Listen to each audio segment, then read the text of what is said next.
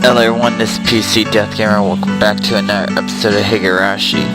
Last we left off, we of course finished our game of Old Bachelor, which is basically Old Maid, but without the Ace or Jokers, I mean. So, at the end of the day, we just got done with our punishment, which is thumb drawing on our face. Yay. So, anyway, as soon as club activities were finished, Rena flew off. Oh yay. Told her so she could dig out that yoit Colonel Sanders that she wasn't able to take home yesterday. So today it was just Mion and me walking home together. A rather rare occurrence. You walking home with Mion? Oh great. Mountain of treasure, huh? The guys throwing it away probably never thought in their wildest dreams that Rena would be grateful to them. Mountain of treasure meaning that damn construction site from before. Alright, Mion would probably tell me that murder by dismemberment that seemed to have never happened there. Over, you know, at the damn construction site, did something happen there long ago? Something sure did. A grand battle. There were sit-ins and demonstrations. That it was a bit different from what I wanted to hear, but I decided I listened just the same. It was our land that was going to be sunk into the damn reservoir. I would have thought as well, probably. The government guys were really adamant about it. I think all big and full of themselves. Since they figured out that they couldn't settle it with money, they did a bunch of nasty stuff. They were nasty guys. Mia spoke excitedly as if the whole thing was happening right in front of her. What made you guys want? You were facing the federal government, right? The mayor and prominent figures in the village all signed petitions. They went to Tokyo and struck deals with legislators. And as a result, the development plan was retracted. Okay. It was our complete victory. Really, she's blowing a laugh. Okay. There wasn't any violence. There wasn't any violence, was there? Like assaults or murders? None. She promptly cut me off. Same as Rena had. Her words signaled the end of the discussion. Tamaki said one arm wasn't found in the incident. I thought that a murder by dismemberment had occurred. I guess I was wrong. My curiosity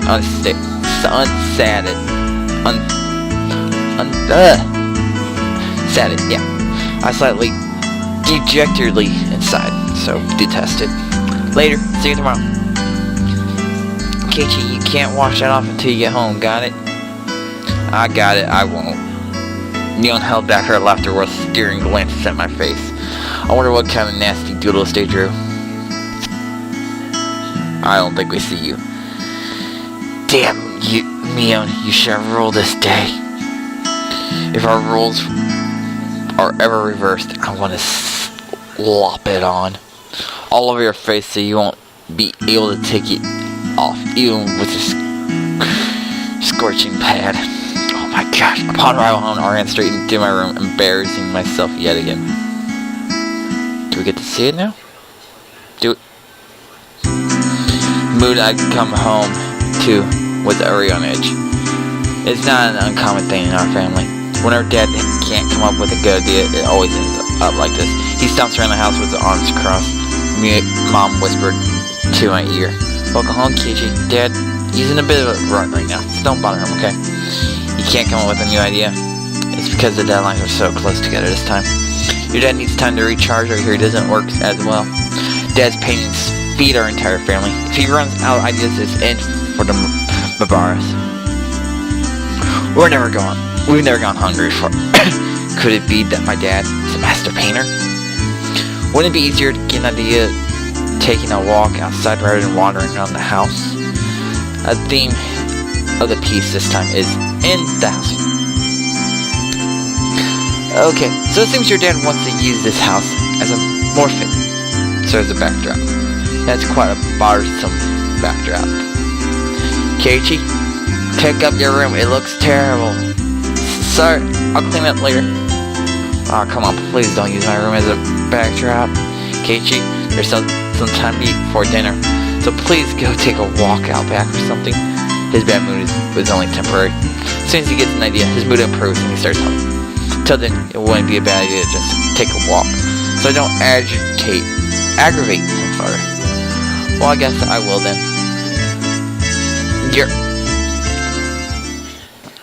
Yeah, they're not going to comment about the...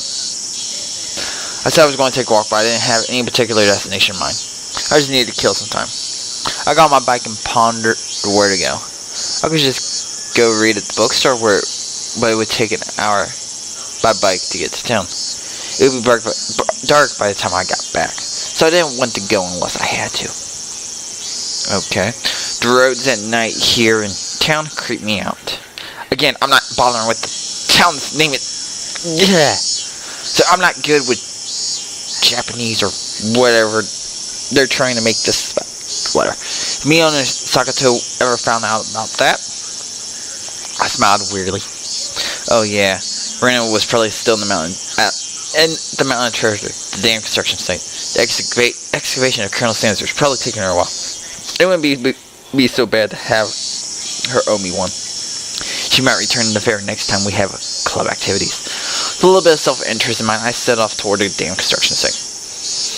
Big mistake. To make a son might be there as well. God, why am I adding the harmonics? The only person with the information about the incident that both Rena and Mion denied knowing anything about. If I met him again, I'd like to ask for more details. To ask, was there really dismemberment here in town? That was my real intention. The word was. So we're pedaling to the dam. We're pedaling. Oh my gosh. How long does it take you to get to the damn construction site? Holy shit. Okay, now we're here. I spotted Rena struggling up on the slope of the garbage pile. It looked like Colonel Sanders was lodged in there pretty firmly. It didn't look like Rena would be able to excavate him by herself. Realizing that to make a day wasn't around, I began climbing up the slope unsteadily. Hey Rena, looks like you're working up a sweat. Keiichi? What brings you to a place like this? Again, it's Rena. A place like this, huh? I see. She was aware of it, at least. I received a signal for emergency assistance at the accident site. Where is the injured party? Accident, huh? But there was a report Colonel Sanders was buried alive in the trash pile. That scared me. Don't frame me like that, Keiichi. I was just kidding. Oh my god. I thought you might be struggling by yourself, so I came to help you out. Yeah, you came for me? Not making a comment.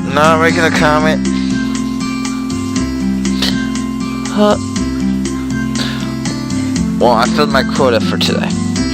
If I don't see Rena blush at least once a day, then I'm not getting my daily required nutritional intake. Again, not making a comment. Just kidding, you're embarrassing me now. What part was a joke? What part was it? I just ignored her bewilderment. Okay, now move out of the way. So where is Colonel Sanders? Oh, sorry. Can't you see him in that gap? He's really buried in there. The Colonel Sanders was sideways, surrounded by boards and other construction material, like they were aging on his side. According to Rena, it wasn't like this yesterday. Seems as though another illegal dumper came yesterday, dumped again, and now he's buried like this. You're trying to move this pile all by yourself. With those scrawny arms? There's no way she would be able to do that with her slender arms. But Colonel Sanders is so good. Yeah, Derek, why am I even doing this? Wait, because I enjoy visual novels. Here's a chain on the Colonel Sanders at the store. This one, though, I should be able to take this one home. If Rena gave up on this Colonel Sanders, she'll probably start devising a plan to steal the one in front of the store. As Rena's guardian, I can't allow her to slowly her hands with crime. I know more in the backstory. I'm not. Nope. Shut up. Not yet, at least. It's future chapters. Out of the way, I'll do it. Of course. Rena blushed again, but this time I left it alone. The pile was enormous. Also, the more days we wasted, the more likely another illegal dumping would occur. If it got buried any deeper, there would be nothing that could be done. Keiichi, I'll help too. Let me help. You're just getting in the way, so stay back. Pulling out scraps, bending them, tossing them aside. I quickly became covered in sweat and dust. Rena disappears. Flying objects drew beautiful arcs across the twilight sky, one after another. Lumber, timber, plywood. That's all the set. Okay. Damn it. No matter how much I threw out, there was still more. Even though I could see Colonel Sanders right there. After grandstanding like that in front of Rena, I felt frantic because of how low I had progressed. If I was going to do this seriously, I'd need an axe or salt or something. Boom. That's enough, Keiichi. You're so sweaty. You don't have to try so hard. I'm just doing it for you, Rena. Don't worry about it. Rena begins sputtering and turned beet red. Whoops. I meant to say I was trying my best so as to keep her from becoming a criminal. Oh well. I think I just need a break. There I got murder periods. This is pretty tough. I sprawled on my back over the grassy slope. So we're in the slope. I'm so sorry. You're covered in sweat. Rena patted her handkerchief against my forehead. Felt pretty nice. Well, wait here a minute, okay? My house is pretty close. I'll bring you some barley tea, okay? Leaving the handkerchief on my forehead, Rena's running off. The cries of the Higurashi gently cooled the air. After I was staring at Rena was gone, I picked myself up and headed towards what I've discovered earlier. There's a garbage pile of magazines and newspapers bound up and twined. Unless I'm mistaken, I believe it was around here. There it was. There are bound stacks of not so reputable tabloids. They were stacked chronologically on back quite a few years. It was quite a disturbing instant. It seems they haven't been able to find one honest to see. If it was just as Tomeka said, then undoubtedly there would be a mention of the murder. These are troubled times. There is no end to these sickening incidents. There's a large part of society drawn in by these accidents as well. So it had to be recorded somewhere. I unfastened the packages and opened the rain-soaked pages carefully, looking over the table of contents. Not here. Next one. Not here. Next one. It was hard to search since I didn't know when it happened. I didn't know who the perpetrator or the victim was either. I only knew it happened here. I looked up every so often, checking to see if Rena had come back or not. I wouldn't want her to see me gawking at a dirty magazine, but it wasn't just that. Both Rena and Mion said they didn't know, but it had happened without doubt. As long as Tomeka wasn't lying. Then if both Rena and Mion, there was. If they had just said that, then I wouldn't have gotten so hung up on it. An incident that neither Rena nor Mion wished to talk about. Trying to uncover it after they tried to conceal it out of good intentions. That made me feel like I was acting against my friends. Town's dam worker lynching, murdered by dismemberment. So it did happen. Here it is. The featured article was on the back, and it seemed that there was a photograph in the colored pages in the front. The pages of the featured article were stuck together and weren't easy to open. Rena could return at any moment. Feeling rushed, I gave up and opened the photograph page. The police investigators were carrying a body bag and newspaper reporters were all bathing it in camouflages. The image was blurry and hard to understand, but I could definitely make out the headlines. A tragic nightmare at the extraction site, lynching and murder/dismemberment. The victim was a site foreman. He had assaulted his assailants daily with an explosive backlash from his daily actions. It's a horrible image to see the site foreman as it happened. It really did happen. It seemed the details were on the next page. I turned the page without pausing. On it was. The assailants butchered the victim's body with hatchets and pickaxes, then used an axe to split the cadaver to 6 pieces: the head, arms, legs, and torso. I couldn't understand just from the headline that it was just too horrible an accident. Normally a lynching is just assault and murder, right? Dismembered with hatchets and pickaxes, that wasn't a lynching. It was a merciless killing to the letter, a brutal murder done by a group of people with hatchets, with pickaxes, with an axe.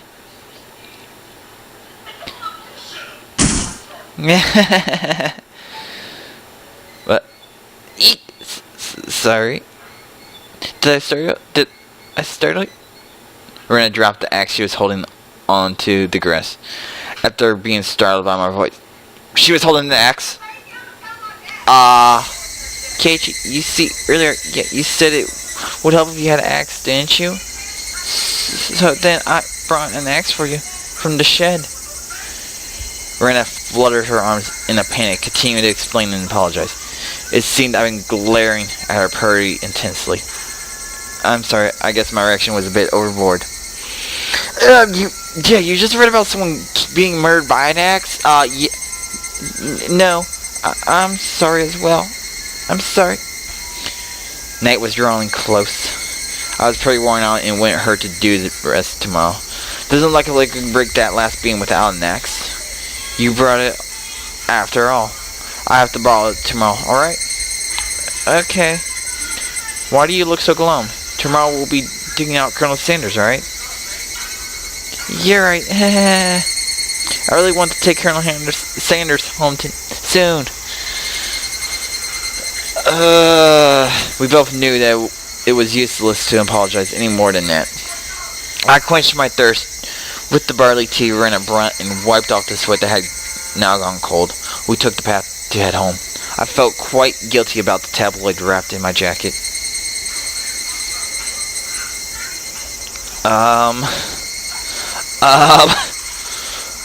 So wait, they're both lying about the murder. Rena just came up behind us with an axe. Yeah. We received new tips. The Town Dam Project Special Tabloid Report. So, one man's trash, new achievement. Yay! Anyway, I do hope you all at least enjoyed this episode. When we come back, of course, we'll be reading our 2 little things here. And we'll actually see how far we get from there. But anyway, this is PC Death Gamer. So, hope you enjoyed. And keep playing on. See yas.